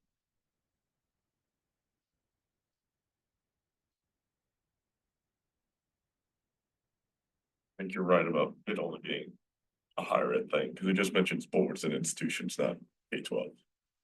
So, They have to make it separate. Yeah. Item. okay. So the pulse of the committee is a recommendation to increase, but 2 different ways to go about doing it. All right, and then last on here is phased retirements for retention purposes. So I'll let Dr. Singh kind of get more into this, but my understanding is this would be a way, and I guess we could talk about who it would apply to, but my guess would be ORP members that are full-time faculty to transition into full retirement while continuing to provide a service to the institution. And there would be a time period as to how they step down their teaching load or whatever it may be. So 1 year you step down to, you take a 25% decrease in pay, you provide 70% of your teaching load, and you're able to receive a agreed upon retirement benefit amount, something like that. But Dr. Singh, I'll let you go into this more. So I think it was a slightly an idea on the outlier side, where the goal was to increase the retention of not only the junior faculty, which we have addressed a lot of issues, but the senior faculty members. And we have various cases where we have very bright scholars, internationally recognized scholars who are in the university systems, and once they turn 60, 65 or 70, they just leave the state. They just go away from the state. I think that's something which we should try to stop. That is one thing. So the second issue is about, given that we still rank pretty low, both with ORP and DB contributions all across the nation, it can give some sort of an opportunity to employees who are senior to transition into new career paths. If they have reduced load with the universities, then probably they can try to see like whether what kind of career they want to pursue once they're retiring. Gives them a nicer transition phase once they retire. And that benefits the university and the state because they stay here doing that rather than trying to transition by moving to another state, another opportunity. I think the third issue, which, I'm sorry if I don't want to offend anyone, but like, that is certainly true that in various departments, which we see even in LSU and M, we recognize there is a deadwood, like there are faculty members who will be 80, 85 years old. They are not retiring just because they don't have options. They cannot afford to retire. They have never explored an alternate transitionary career path and so on. So many universities have ran pilot programs on this phased retirement. They have run it successfully. There are many good universities.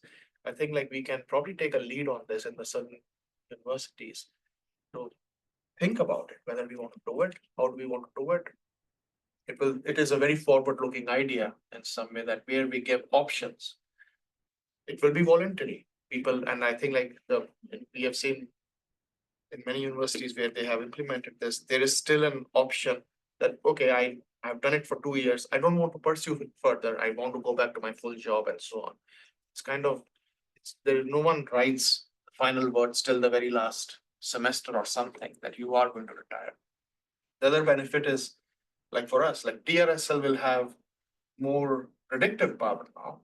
That, well, these are the people who have submitted these partial retirement or phased retirement the next 4 or 5 years, so we can predict the situation better. So I think probably it's complex to achieve, but it has a lot of benefits if we can at least have more rigorous study on this. I have a question, and I know we talked about it, but I didn't think to ask this before. In a phased retirement model, let's say I'm going into phased retirement and I'm going to reduce my pay to 75%, reduce my workload to 75%, and presumably then reduce my contribution for those years to retirement to 75%.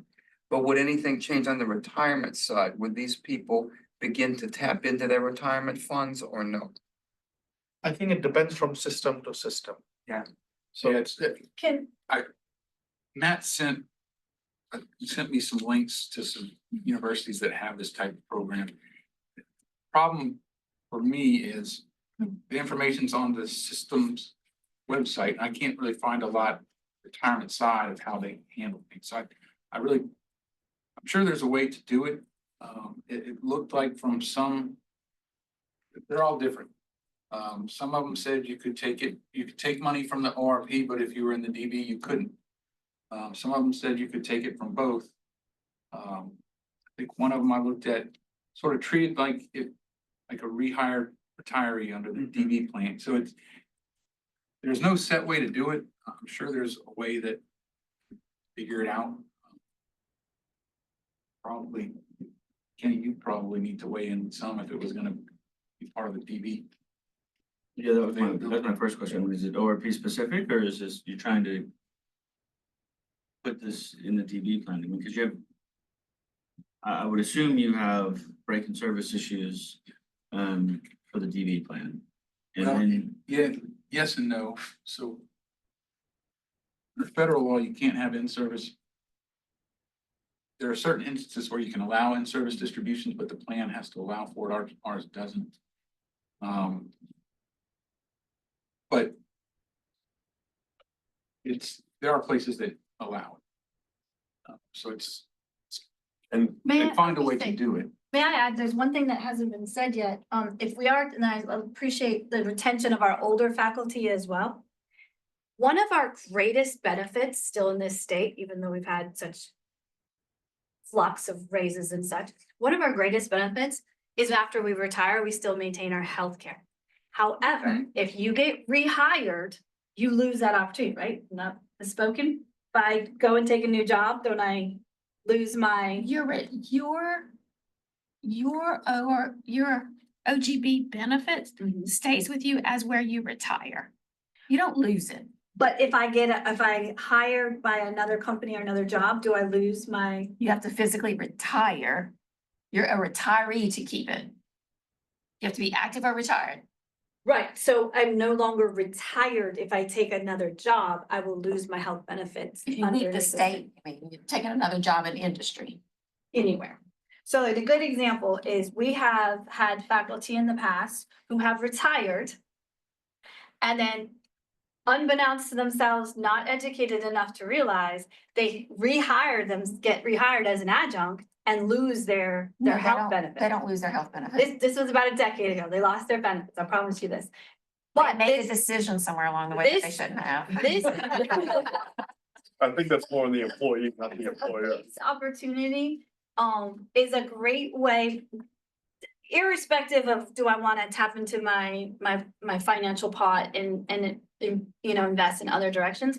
A phased opportunity in whoever we are for ORP or DB is a great opportunity to maintain our senior faculty who have great expertise and have great value to the state and to the institutions, but don't have the wherewithal or the want to take 12, 15 credit hours.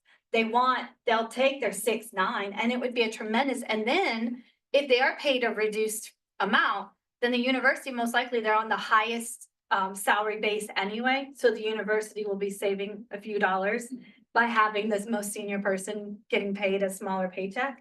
So there's a tremendous value to this that has nothing even to do with let me tap into my retirement, you know, and refinance my winnings, if you will.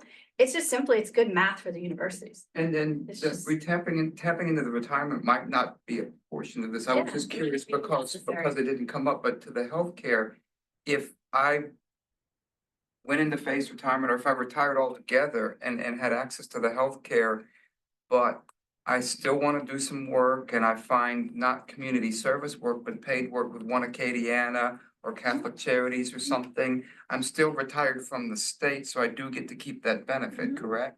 Okay. Absolutely. So you see, let me give an example. I think for TRSL, it will be really beneficial. So suppose there is a senior faculty member who has a endowed chair or something, he has to travel a lot, he retires. I have a colleague who is actually planning to do that at 60. Says, I have to travel to so many conferences, I have so many invited talks. I have to miss so many classes, I have no option, I have to just retire. And he's in TRSL. But if there is an option like this, that you can have a 3 or 4 years of phased retirement, I'm pretty sure many of these senior endowed chairs will probably jump on that ship. And you're completely right, they are the highest, they are the cream of every university system. They'll be ready to give away some of their salary for this flexibility. And TRSL will actually gain in that because they get those extra years from them in their system. So I think it has lots of benefits. It will be good. I know we have very little time to explore all of these benefits. Maybe at least if we can make a recommendation for a study. Resolution? Yeah. Do a Like- study resolution? Yeah, 'cause there's a lot more to this, because Okay. if you have somebody that goes below that 75%, they can't keep their benefit. So like you really have some triggers you've got to look at that's way beyond just the retirement piece. So the recommendation would be to request a resolution to study what this may look like. Who is gonna do this study? Well, I don't know. Sounds like a task. Well, I mean, I think so. but I mean, Appreciate that, Gina. OGB has to be a part of this. Yes. Teachers has to be a part of this. Eligibility, some of the eligibility is based on each institution. I think we get to determine what full-time is. So I think there may be some flexibility in the law of what full-time is. That is true, because we all choose 75%, but some people have a higher percent than we do. But I open it up for recommendations as to who would. And would this just be faculty is where we want to go with this, or?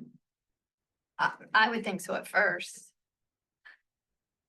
Because then you get in the slippery slope of, you know, part-time employees and auxiliary offices that maybe you don't want to have. And this whole idea is to keep our senior faculty So it'd be like, engaged in the university with less of a annual evaluation requirement over their head.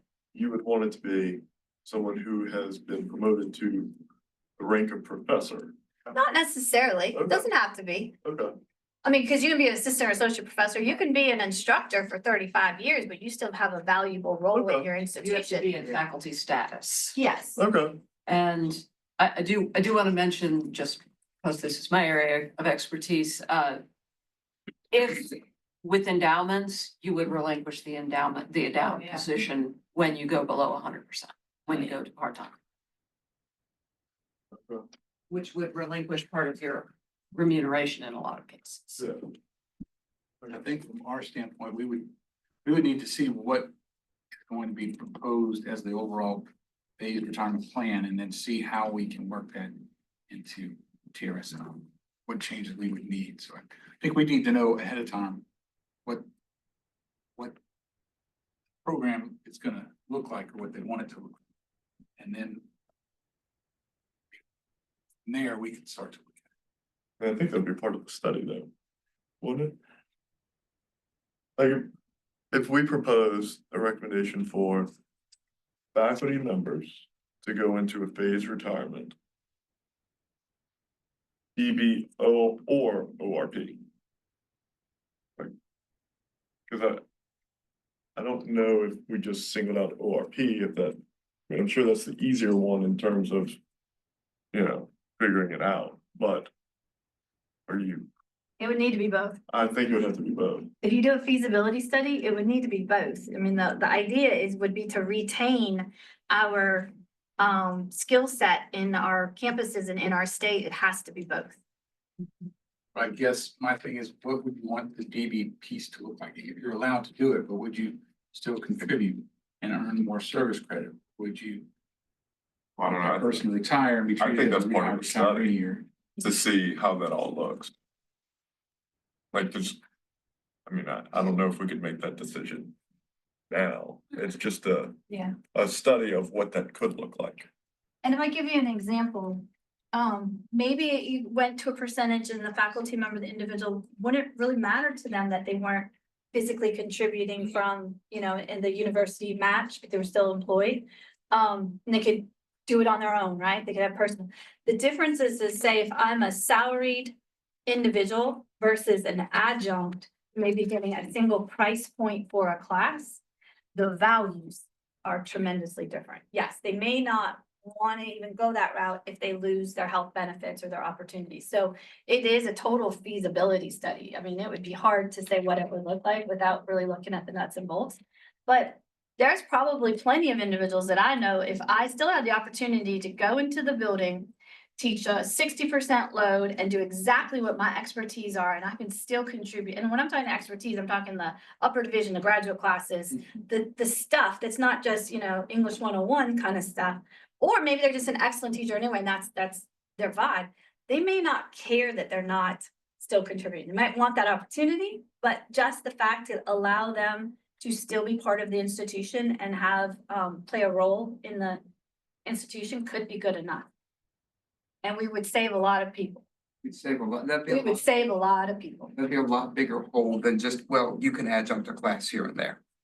And for, now, I don't know, again, for part-time status, when it comes to SACS accreditation and number of PhDs in your ratios, you have to be over 50% of in your department to be accredited. There's gonna be great value to the institutions to allow this to happen. But I'll come back to Trey's question, like what will be the procedure to have this study? Should we recommend the formation of committee or a group? Well, I mean, I would think the recommendation would be for House Retirement or whoever to request to put forth a resolution to study this and provide the groups that I think could be a part of it. OGB, TRSL, HR. HR, academic affairs. Carrie, would you need a foundation on there or not really? Would that fall under just academic affairs? Okay. Cause there's a lot that goes into this. And then if it's, you know, it's just a recommendation to propose a resolution, so it doesn't have to go anywhere. And I'm sure it comes through. That's where. resolutions go.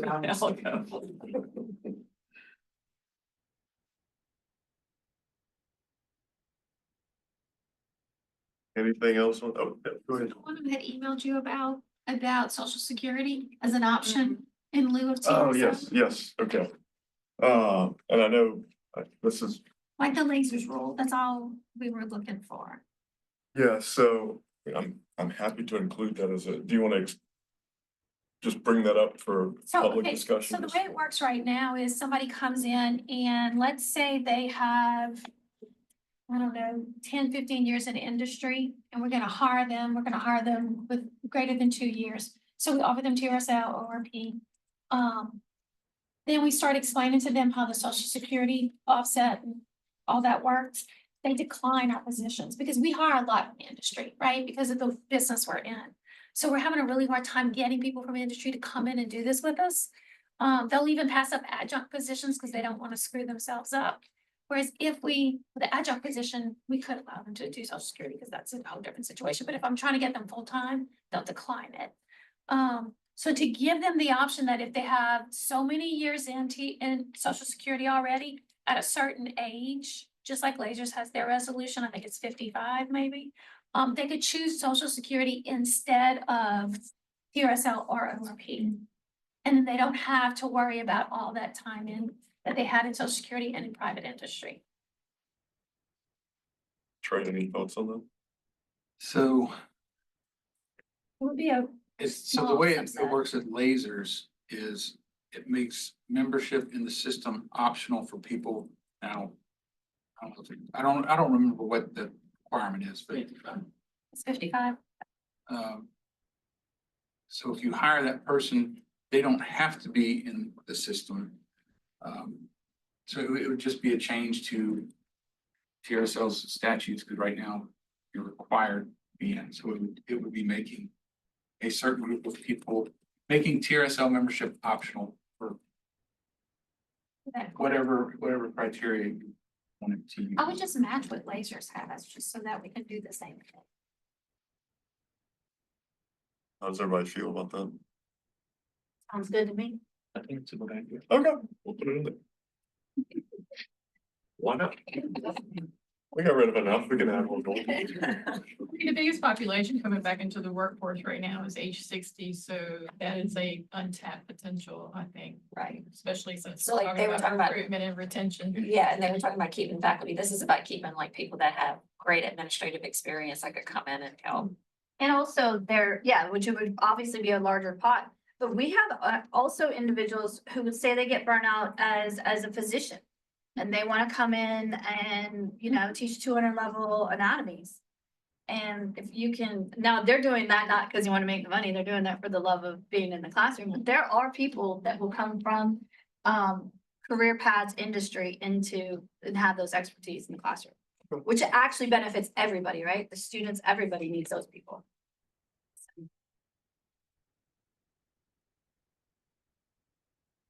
I like it.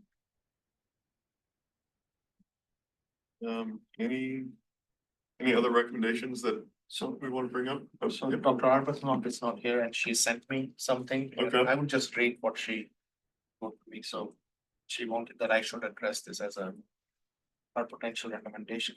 She says, I strongly believe we should address current retention issues for those with 15+ years in ORP.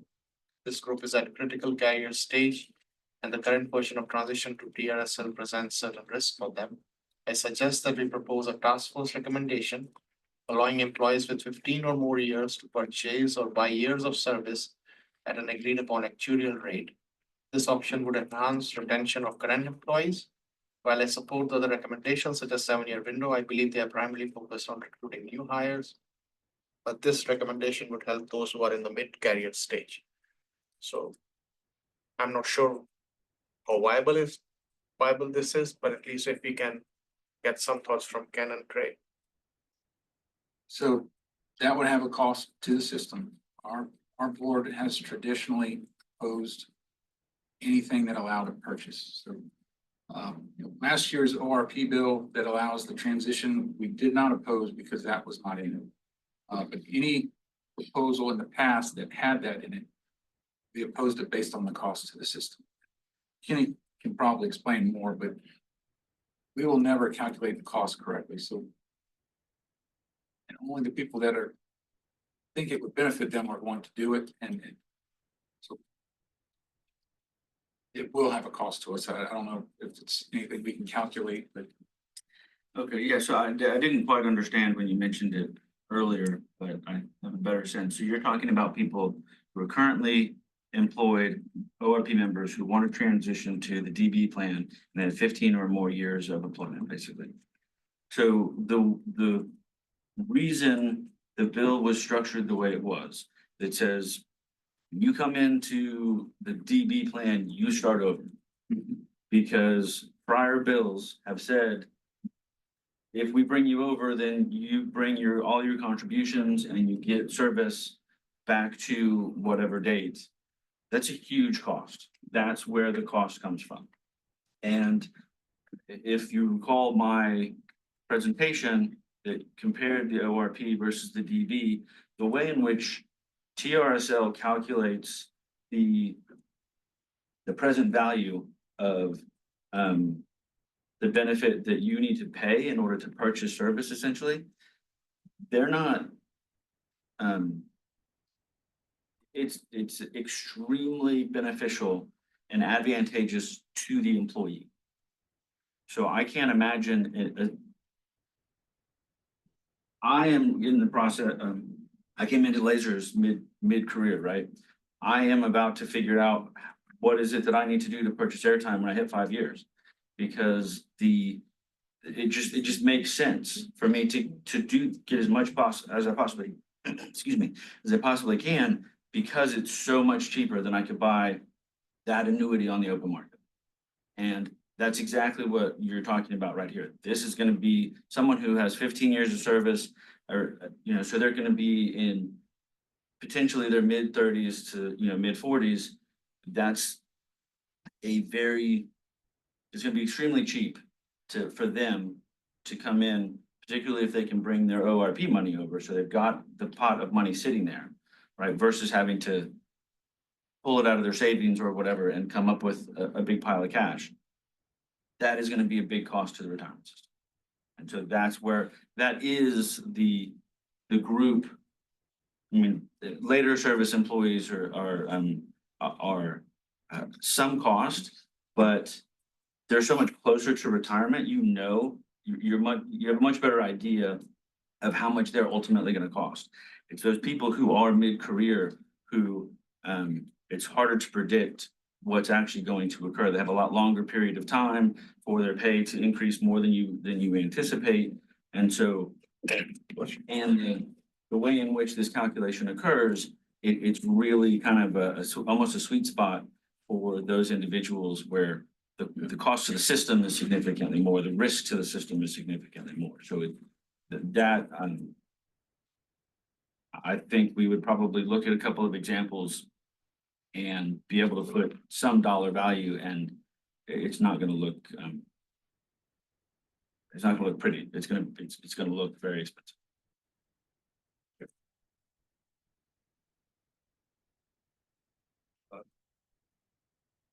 Anybody else on discussion of these?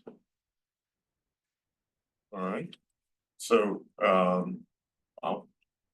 we'll get a draft report together to send out next week to everybody in preparation for 2 weeks from now, which should be our last meeting, to where we'll have a final report to review and approve, and then send on to House Retirement to complete the resolutions work. So, I don't think there's any other business, but I'll open it up if there is. All right, future meeting date, Wednesday, December 18th, 10 a.m. to 12 p.m. Batteries aren't working, got it. And with that, I welcome a motion to adjourn. Make a motion to adjourn. All right, a second, all right. Perfect. Thank y'all, appreciate it. Thank you.